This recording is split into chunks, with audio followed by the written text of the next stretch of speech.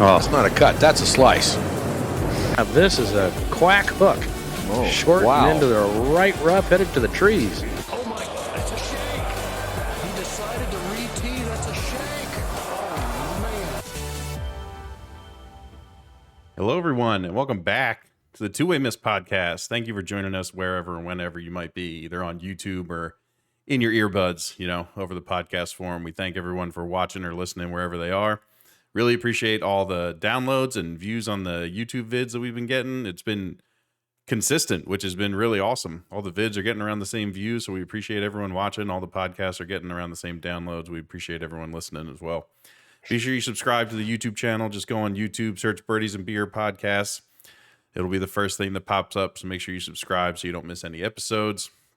Again, we are in the works with some more content coming up, so there'll be some fun videos coming out here in the next few months, so you can be on the lookout for those. But as always, we're joined by the good buddy Banksy. Banksy, I know we missed a week, and I'll tell everybody why in a minute. But other than that, how you doing, bud? I'm doing well. Happy to be back. I missed you last week there, big guy. I know. So, I'll do this on this pod, and then I'll do it again tomorrow night on Fixated. I'll just run the spiel again. But came down with one of those fun 48-hour sore throats, and I was not in a spot to be on video or in a podcast. It was going to be a lot of me clicking the mute button on this microphone and dipping my head away so I didn't cough into the microphone. It was just not going to be a good scene. And, by the time it got to the weekend, it was like, well, Wednesday's going to be here soon enough. So we apologize. Our first missed one of the year. We had 2 months strong there, out of our control a little bit, but we're back on the train as long as, sickness doesn't jump back into anybody's life. But appreciate everyone sticking with us. And, it's been a lot to talk about. It was tough, especially not only because I didn't get to talk to you, but there's been a lot of stuff happening in the world of golf. None of it related to what's happening on the course. I mean, we're going to dive into the biggest part of it, which is Phil Mickelson tonight. But I think before we start, how about Tiger winning the PIP and not playing a single hole of golf all year? That's awesome. That's awesome. So I think the best. Wow. Yeah.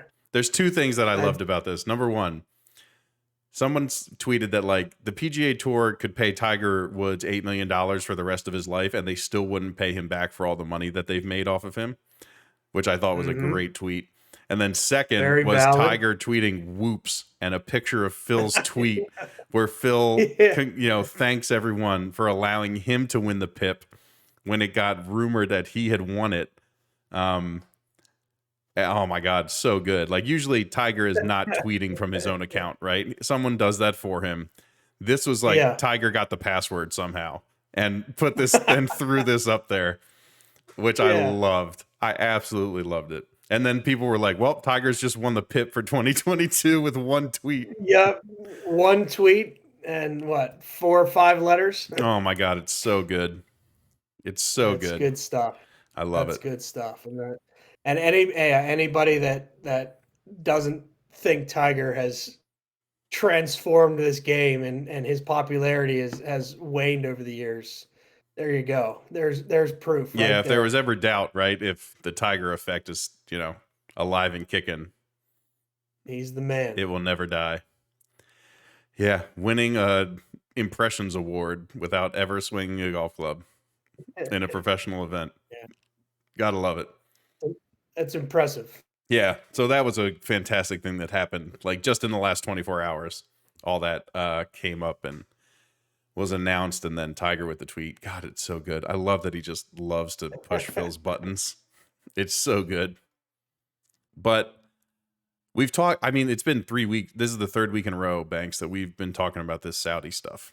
And it all kind of... Yeah, which you said was going to happen. Things are just going to keep transpiring and keep coming out. Right. And yeah, we're definitely got some. It's not disappointing from a content standpoint. Yeah, that's for sure. It gives us lots to talk about every week, and even if we miss a week, that never seems to go away. But the past 2 podcasts have been focused a lot around the rumors that were coming out about the money these guys were getting offered. And then it comes out that this thing is real close to being like announced very soon because they got their guys. And then Phil Mickelson takes like a shotgun, to the metaphorical duck and just blows its head off. Sure does. It comes out in a tweet and an excerpt from an upcoming Phil Mickelson biography written by Alan Shipnuck, who's as we were saying before the podcast, a well-known golf writer, been around for a long time. So not someone just kind of coming out of the woodwork with a random story. I think he said he did somewhat like 200 interviews for this Phil, biography that he's doing. But comes out with an excerpt where Phil, on the record, discusses the Saudi Golf League and how he, Phil Mickelson, is using, and I'll put air quotes up here because these are his words, he's using these scary motherfuckers to gain leverage on the PGA Tour because he's still not happy with how the tour pays its players. It's obviously a longer excerpt. If you want to see it, just go on Twitter, just Google, Alan Shipnuck, Phil Mickelson. It'll be the first thing that comes up. But that was the gist of the excerpt. So then the floodgates open. As soon as this thing goes out, the floodgates open. It comes out that Phil hired, lawyers to help them write their business plan. So essentially, I love that just because this fund that they have is worth $500 billion and they got Phil Mickelson to pay for lawyers for them. Like, Jesus. But you're the one using it for leverage, right, bud? Yep, you're the one who's pulling the rug out from under him. So, I mean, shit just hits the fan. Because this whole time, Phil, Bryson, DJ, everyone's being pretty quiet.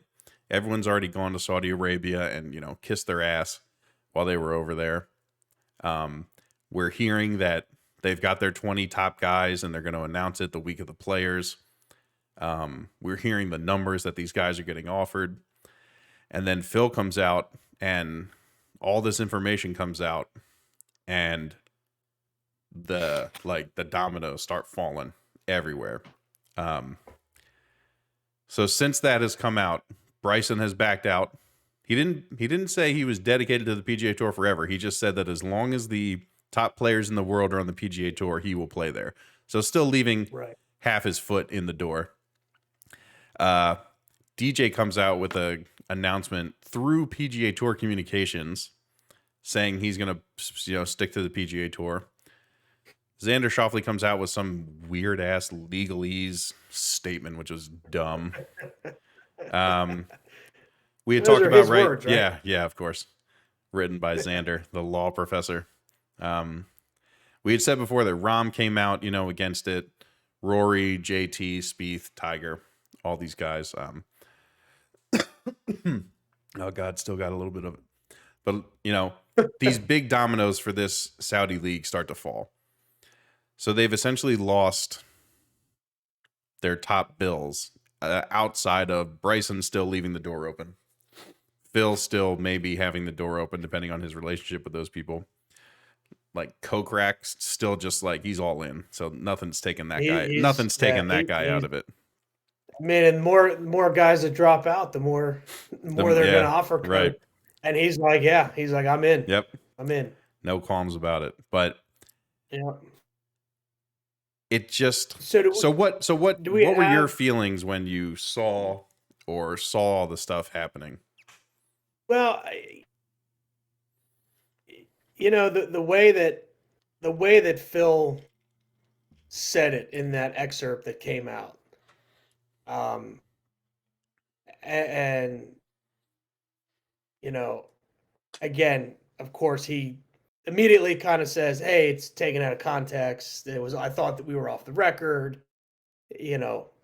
Just trying to save face as much as possible, which, as of right now, is not working. Yeah. I go back to his post-conference interview after he lost the 2006 U.S. Open, and he had a one-shot lead on Yep. 18, and all he needed to do was hit a 5-iron down the fairway, and he pulls out driver, hits it in the trees, just messes up the hole, completely fucks up the hole, loses the golf tournament, and basically all he can say in his post-conference interview, he's just like, I'm just such an idiot. And I feel like that's kind of where we're at Yeah. right now. Like it's the in life version of him playing that 18th hole at the 2006 Yeah. US Open, completely messing it up. And now just like I'm an idiot. I'm an idiot. Yeah. You So it know? really is. It's shocking how And much of his own doing this is. Yeah, and you know, Phil's always been an outspoken guy. Like he's always been, you know, he's a lot of different personalities, right? Mhm. He's a major champion winner. He's one of the greatest of all time. But he's also like kind of a weird dude, right? Like, Yeah. you know, the Faraday interview, it's like, huh, okay, I guess it's like, you know, kind of funny and kind of weird. You know, he's just a quirky dude, and I think Phil's got a lot going on up in his own head Yeah. that probably sounds pretty coherent to him, but doesn't always come out in the best way. Yeah. So And it's yeah. always, you know, it's always been kind of ho hum stuff. But now you've taken it to that level where, Right. you know, you're saying, hey, I'm gonna get in with these you know, these people that do not have a very good, you know, human rights track record, but then I'm going to reback and say, oh, I'm just using them for leverage, but you know, to get more money out of the PGA Tour. And I just think, again, I could just see him being like, yeah, I'm such an idiot. Yeah, I mean, it even came out that Shipnuck, when he was sort of defending himself and saying that, like, look, this was on the record. It was never discussed one time that this would be off the record. And he even said, he's like, Phil thinks he's the smartest guy in the room. Like, when he Yeah. walks into a room, he thinks he's the smartest guy in the room. And it really is just his ego saying that to him. And you right? can see that. Yeah. And you can see that, you Yeah. know, every time. And you know, all this time you kind of just laugh it off like, it's just Phil being Phil. Yeah. Now it's like, what the fuck, Phil? Yeah. So, I mean, so that all happens. The dominoes sort of fall. Bryson backs out. Dustin backs out. You know, Schauffele says his thing. You know, I don't know if I ever saw anything from Poulter or Rose or Adam Scott. Like, I don't know if I heard from a lot of the European guys. Yeah, I mean, it's going to be interesting to see, you know, now that we do have so many of the guys that we're used to seeing every week, the Justin Thomases and the Spieths and the Roms, you know, if they're truly out, you know, who's that JV list for the Saudis? Yeah, who's Right? bringing Like, eyeballs to this thing? I mean, is this you know, is this league still taking off no matter what, or is it like, okay, well, you know, we're taking a break. We'll try this again later, or are they still moving forward with their, you know, with their JV team? I Yeah, don't know. right. So all that happens, and then everyone's just waiting to hear from Phil, right? Everyone's just kind of sitting, holding their breath, waiting for Phil. And then on, let's see exactly when this was, on February 22nd. So that was last 2 weeks ago. Tuesday, last Tuesday, he comes out with his statement. And I want to read this. I'm going to read this like paragraph by Read it paragraph, because word I for think, word. Yeah, first of all, it deserves to be spoken how it's written, right? We don't want to embellish anything or put any, you know, sort of, you know, twist on anything. So, you know, we're not putting any twist on this. This is his words. But I also think it's worth like going paragraph by paragraph and just talking about the impact and talking about what's happening. So the official statement from Phil Mickelson: although it doesn't look like this, Although it doesn't look this way, now given my recent comments, my actions throughout this process have always been with the best interest of golf, my peers, sponsors, and fans. There is a problem of off-record comments being shared out of context and without my consent, but the bigger issue is that I used words I sincerely regret that do not reflect my true feelings or intentions. It was reckless, I offended people, and I am deeply sorry for my choice of words. I'm beyond disappointed and will make every effort to self-reflect and learn from this. So that's paragraph number 1. I guess just first of all, Alan Shipnuck came out and put like everything out on the table. Like we said it was on the record, never discussed with anyone from Phil or Phil's camp, that his comments on that phone call were off the record. And also, dude, you're calling a reporter. Like, Yeah, what do you right. expect? Unless you're explicitly saying that they're off the record, how can you expect that? But also, again, the damage control of like everything has always been in the best interest of golf, my peers, sponsors, and fans. Like, it's just damage control. Like, you know. Yeah. So, next paragraph. Golf desperately needs change, and the real change is always preceded by disruption. I have always known that criticism would come with exploring anything new. I still chose to put myself at the forefront of this to inspire change, taking the hits publicly to do the work behind the scenes. So, I have heard that this was the plan, that Phil sort of volunteered himself to be the guy to take the hits because he could. Like, he's Phil Mickelson. And we're going to get into, after we're done reading this statement and sort of the fallout from it, we're going to get into like who Phil Mickelson has been in the world of golf and for how long. So there's some context around why this has been such like a tectonic shift in the golf world. And he's volunteered to take the hit, but who's asking him to do that? Like Again, all these other guys that have come out and been like, yeah, I don't know what the hell Phil's thinking. Who is this group of people that Phil thinks he needs to take this hit for? And the scary motherfuckers. The scary motherfuckers. Like, that's those it. guys. They needed a guy to be the front man to take the PR hit, right? Because they can't be that naive to think that going into business with them is going to be good, right, for someone's PR. Yeah. So they had to have a person who could publicly sort of take that so that they could stay in the background. That's my guess, at least. I don't know if you have any other thoughts. Yeah, I mean, you have to think that his ego. That's a slippery slope. So now here we are a couple weeks into this. Is Phil like, whoops? I thought I'd take a few, a few punches, but I'm getting my ass kicked. Yeah, but I'm making so much money and I'm getting an ownership stake in this and all that. Yeah, that's right. I mean, again, we'll never know. We'll never know like specific numbers. Yeah, we won't. I mean, what's Greg Norman getting in all this?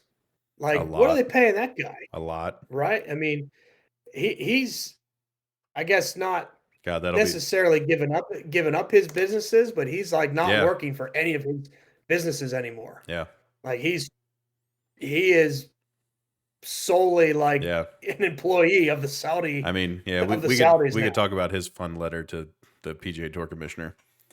Yeah. So you have to think this is part ego too, right? This is Phil saying, "Well, I'm Phil Mickelson, so I can take this." Yeah. I don't know. All right, let's keep going. Third paragraph. My experience with Live Golf Investments, which is the Saudi-run organization that is starting this whole series of events or league, whatever you want to call it. Live Golf Investments is also the company in which Greg Norman is the CEO of. My experience with Live Golf Investments has been very positive. I apologize for anything I said that was taken out of context. The specific people I have worked with are visionaries and have only been supportive. More importantly, they passionately love golf and share my drive to make the game better. They have a clear plan to create an updated and positive experience for everyone, including players, sponsors, networks, and fans. Like, Jesus Christ, man. Is there, I know Phil's had his run-ins with the PGA and the USGA forever. It Mm-hmm. seems like forever. I mean, the guy's been out here for 40 years, Yeah. 30 years, right? But where are these other guys and where are these other groups of people that are, saying like, oh yeah, the PGA Tour, they're dicking us over every week with those $10 million purses and stuff. Like, is this a bigger issue than I'm realizing? Like, are there I don't think it's other group of players? I don't think it's bigger in the sense of the whole tour, because I think it's mainly focused on like the top 15 guys, because they bring an exponential amount of exposure and interest in the game as opposed to number 150. Yeah. So there's always been the fact that the top guys want to get paid more because they feel like they bring this certain thing to the table, but they have to be all treated the same because that's how the PGA Tour is set up as a company. You can't treat, it's a player run organization. So every player, no matter their status or rank, has to be treated the same. They, all their votes are weighted the same, their voices are heard the same technically. But it's always been the top guys want to make more money because they feel like they are the ones driving the revenue of the tour and, all that. Yeah. So it's interesting. And again, like at some point this gets silly because if you looked at that list, top 15 guys in the world, if you look at the list of their annual earnings, like they're able to put food on the table. Yeah. Like, Yeah. right. The only thing is it's interesting, when you look at some of the other professional sports contracts, right? Like these guys will make maybe $5 million playing golf, not Yeah. through sponsors and Yeah. everything, but maybe $5 million a year playing golf. But if you look at some of the NBA guys, look at those top NBA players, 30 plus million. They're 30, 40 million Yeah. a year, and that's just for playing. Right. That's just for playing. So, in that context, I kind of see, it puts it in perspective a little bit. Like, well, yeah, I guess you can always want more, right? But it just gets silly.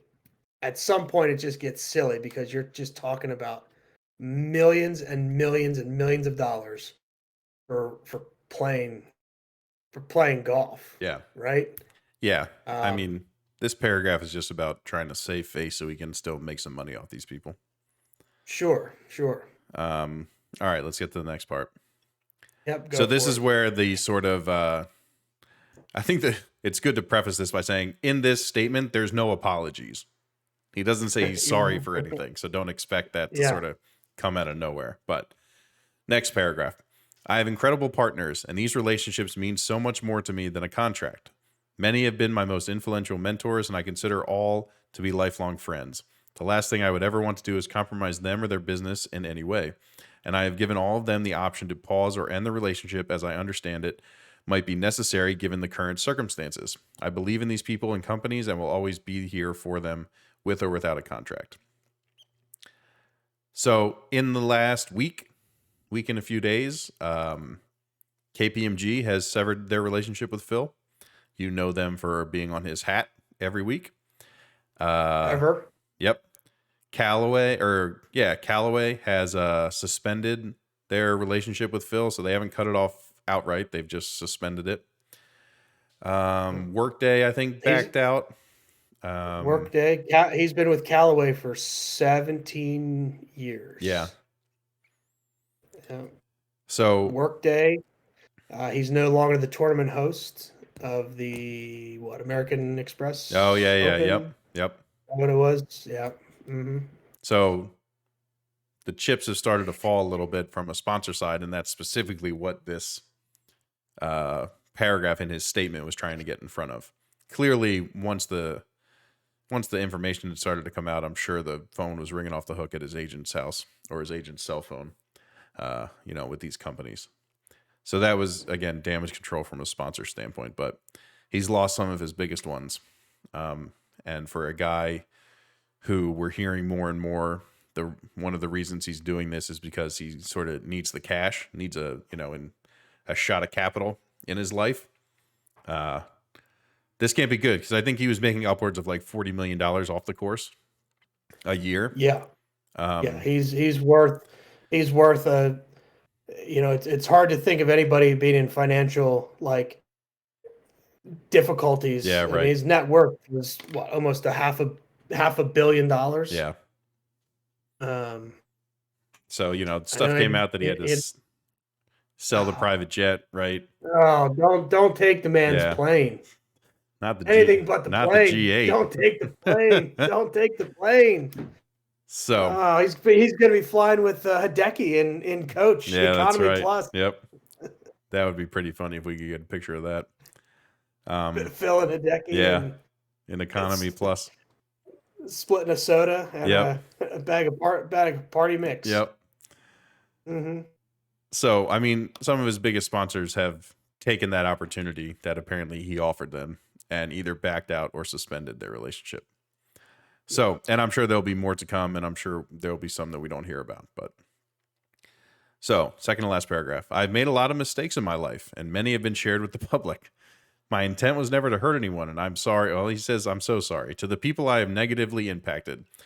In the first statement, he says he's only negatively impacted Live Golf Investments, if we want to add context to this. So this has always been about supporting the players and the game, and I appreciate all the people who have given me the benefit of the doubt. So this might be a good time to bring up that benefit of the doubt side. There's a lot of people who listen to our podcast who are maybe don't know a ton about golf or are just getting into it because of the podcast. And people out there, we love you for this, but we want to take time to give you the sort of the proper context. Phil Mickelson is like who The Rock was to wrestling. Like, he is the people's champion. Like, outside of Tiger Woods, Phil Mickelson was the people's champion. He was the guy everyone liked. And by all accounts, from a personal standpoint, like, he was always unbelievably kind to volunteers, like people working at the clubhouse at the tournaments they're in, like universally known as like one of the best tipper like in the world of sports, Yep. So spends hours signing autographs. Yeah. So not an unearned reputation, this wasn't sort of given to him. He earned it by treating people well. And by all accounts that, it was genuine and it was true. So I think that benefit of the doubt is there. But there's also this other side that people who might be more casual fans of golf and might not read all the tweets or articles, by the people who are really plugged in. There's that side of Phil, right? The guy who casual fans know and love is, this funny dude, willing to say whatever he wants, be funny on the golf course, talk to kids, stay for autographs, give, a caddy $100, as he walks by just for fun, all those things that he's been known to do. And then there's a side that like Shipnuck said, or people in the industry know of, like, right, the guy who walks in the room and thinks he's the smartest guy or thinks he's the funniest, all the trash talk that he does, right? It's like, yeah, great, you're the best trash talker on like the chess team, like, good for you. You know what I mean? Like, that's how that kind of goes.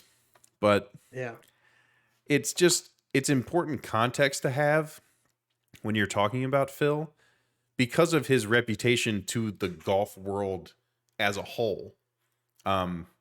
Like, he's been the guy that everyone loves, and it might be shocking to some people to sort of see this backlash happen, and they might be wondering why he's getting such grief about it.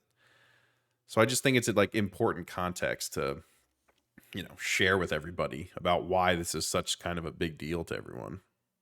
Yeah, and again, like, these are different times, man. I mean, not that Phil shouldn't be, receiving some of this backlash or kind of getting like, what? Just shut up, Phil. Phil, shut up. Mm-hmm.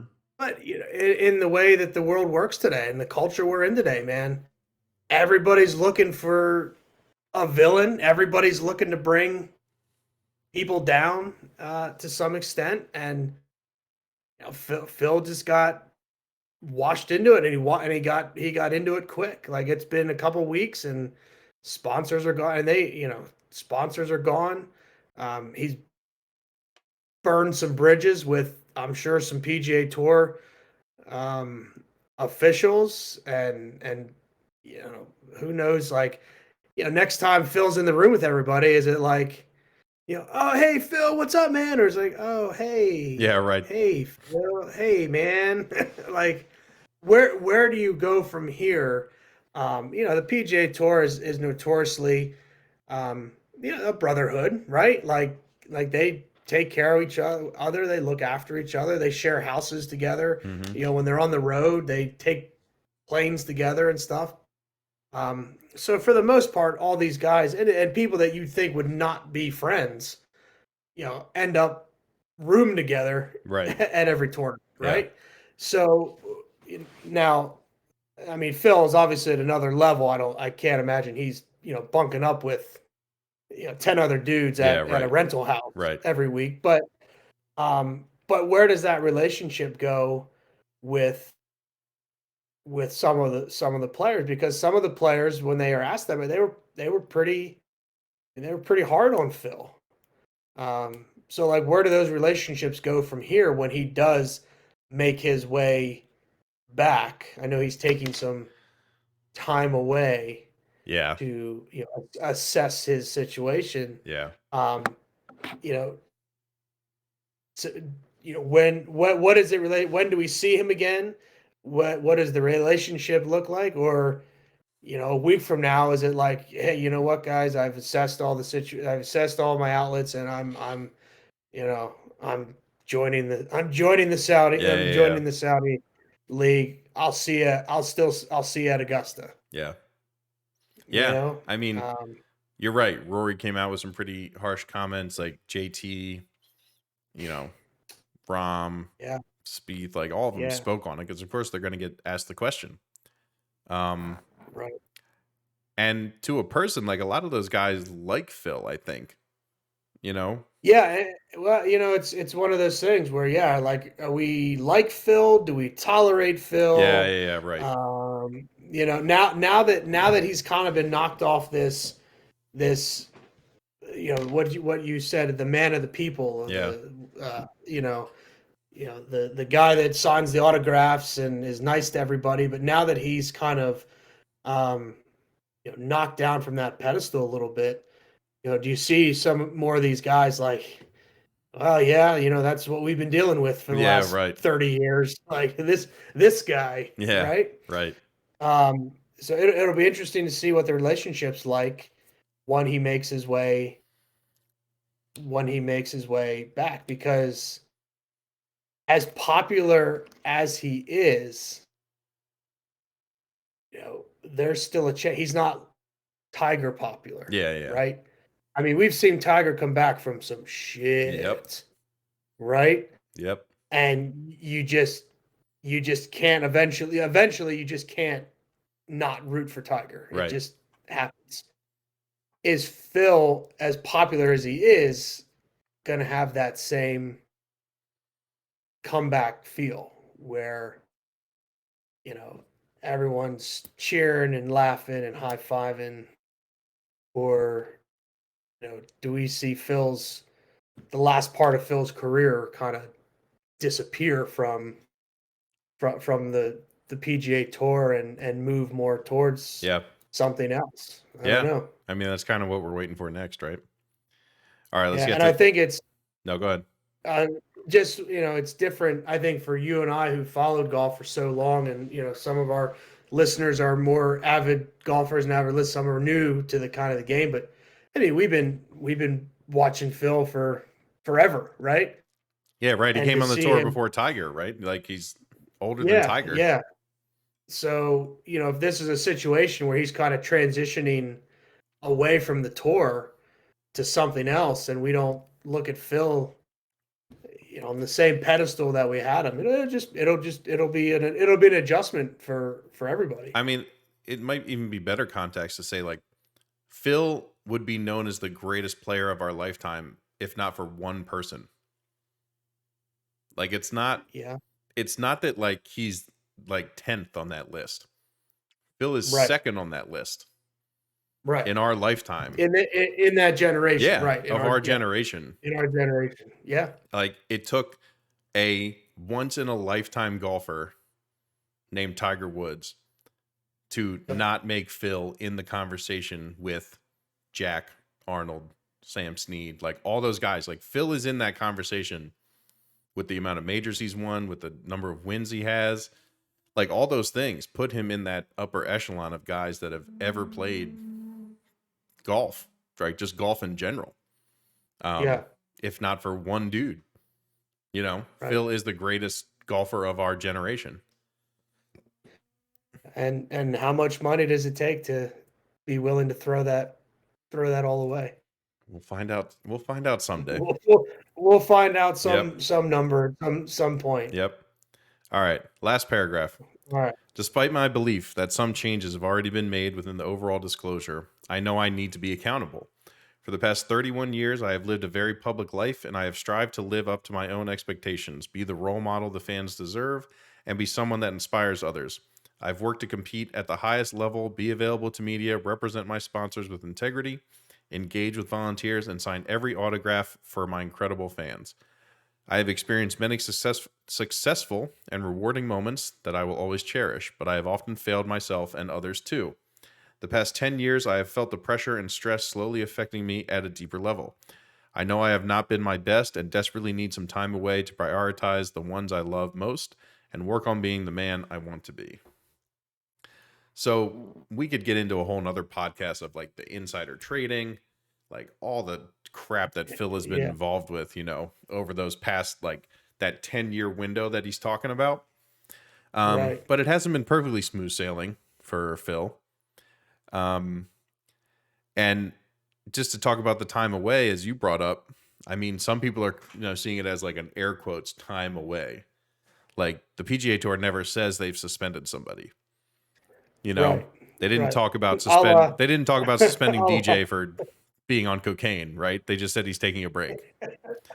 Right. You know, But again, that's that, you know, good or bad, you know, should the league should the tour be more transparent? You know, I don't know, but good or bad, like that again, that's that brotherhood where you're protected. yeah, You know, and this is off track too, but there's a crazy story from several years ago. It feels like 5 years ago, but it could be 10 years ago. I don't know. And Robert Allenby was in Hawaii for one of the tournaments, and it was reported that he was, I can't remember the full story, like found outside of a wine bar, like beat up yeah. and passed out on the curb. Mm-hmm. And it's like, oh man, like, oh, you know, what's this story? Yeah. And then you heard nothing. It was, you know, or it was some cooked up story that definitely wasn't the truth. He tried to make something So up. And like he tried to made up make this whole something- story. Yeah. but it got it got killed. It got killed, right? Yeah. Like you never heard of it. I mean, I can't remember hearing more about it, Right. like what really went down. And that's that part where, you know, the tour, it just seems like will protect, good or bad. Like I said, good or bad, they will protect you from, you know, from negative press. Yeah. I mean, it goes from cocaine use to they take videos of their guys throwing clubs off of Twitter, you know, with copyright strikes because they don't want that image being out there. You know, Yeah. like agents of players, you know, tell them, hey, I need these clips gone. You know, Right. like that's how it works. It's not like it's just the highest level of crazy. It goes all the way down to like the lowest amount of crazy. Like Rom says an F-bomb and they yank those clips off the internet like they never existed. Right. And they said, you know, our microphone or something, our sound check was off. Yeah, right. And So- now we get 10 seconds Sorry, of silence folks, after every shot because the guy with the Yeah. mute button's getting a little antsy.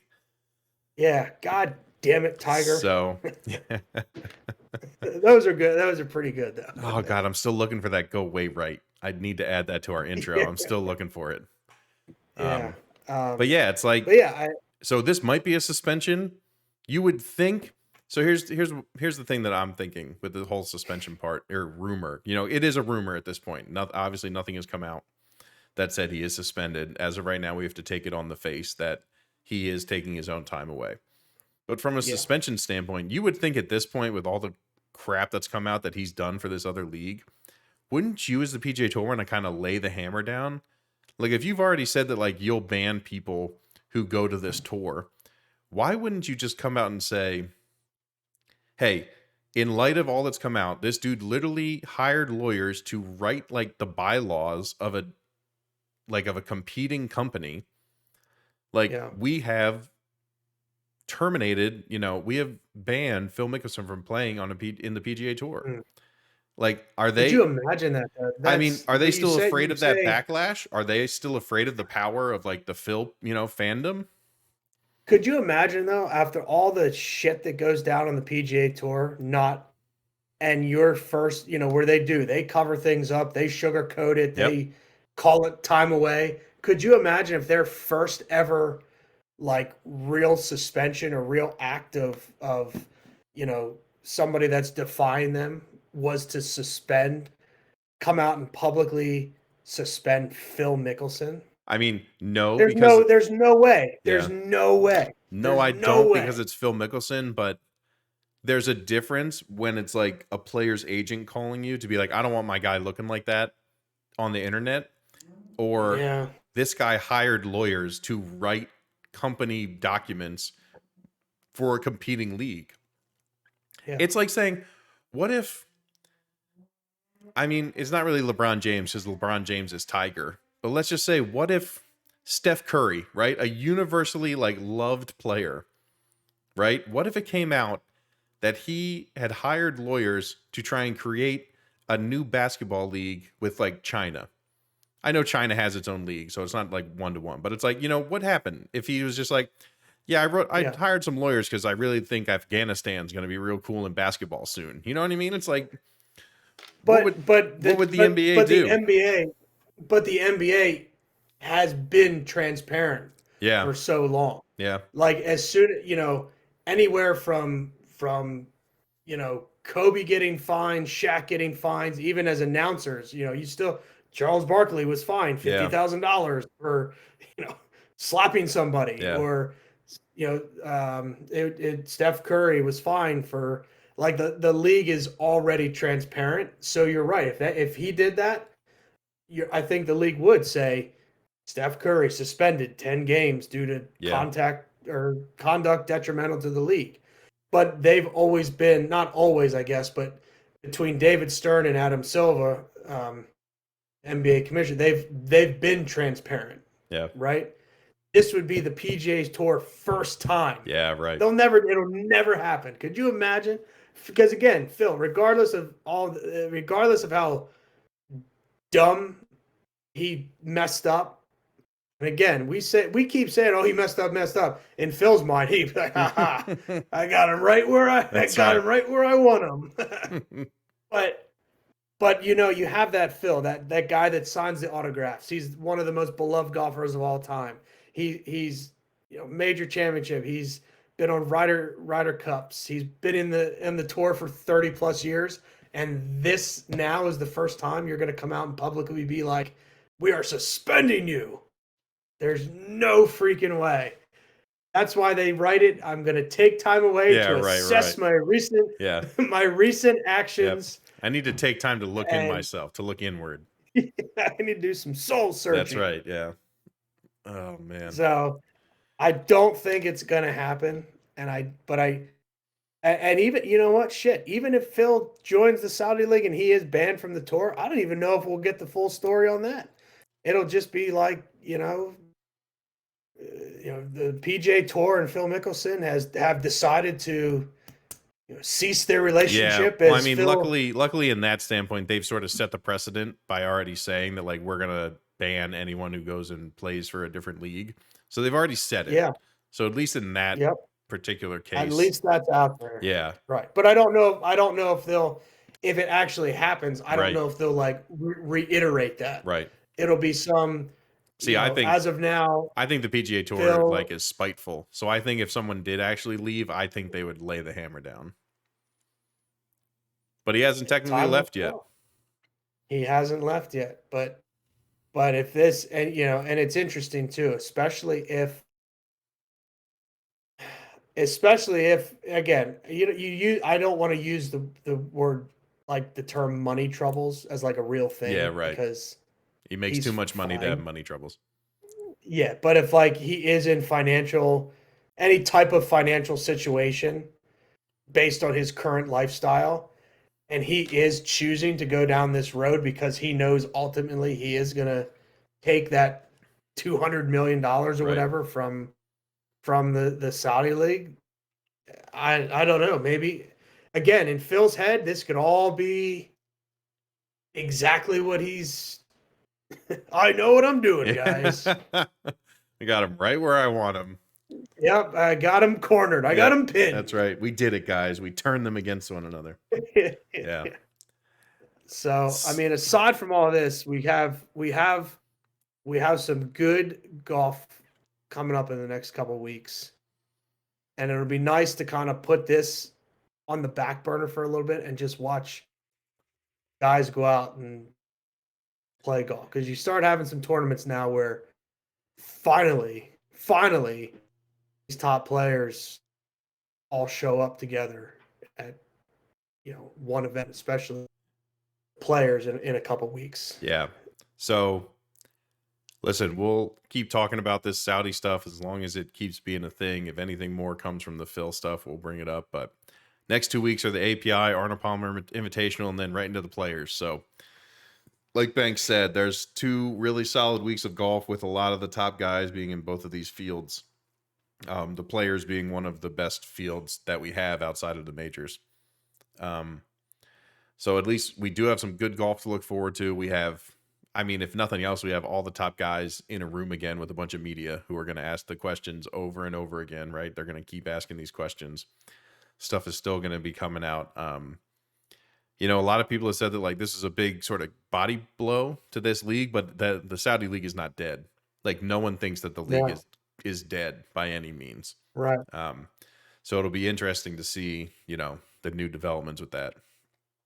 Yeah, and it just again, it very, very, very well could be an injury, but we find it curious and all that DeChambeau is hurt during this shitstorm. I think his intention was to not play any more PGA Tour golf, and then this stuff happened, and now he has to say it's the injury.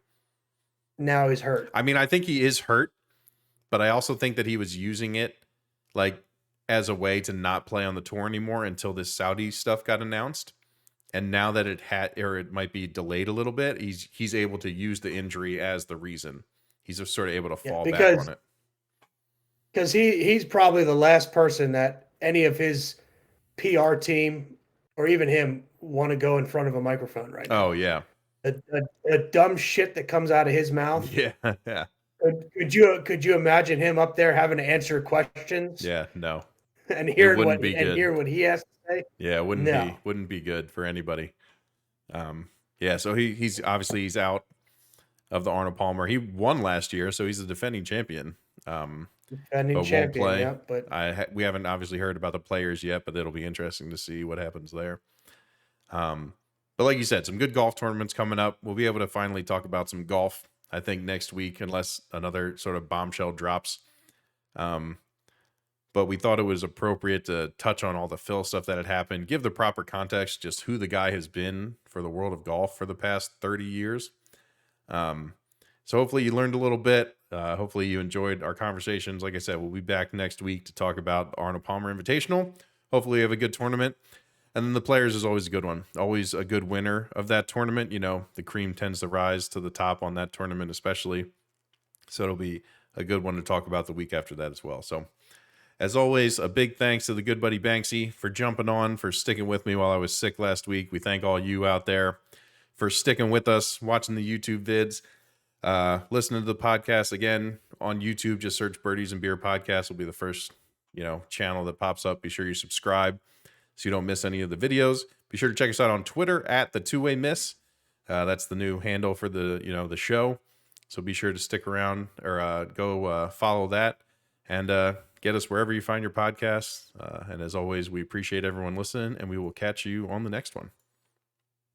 Yes, sir. Swing hard, everyone. Oh, it's not a cut. That's a slice.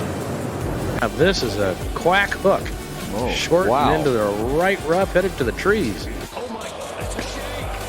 He decided to re-tee. That's a shank. Oh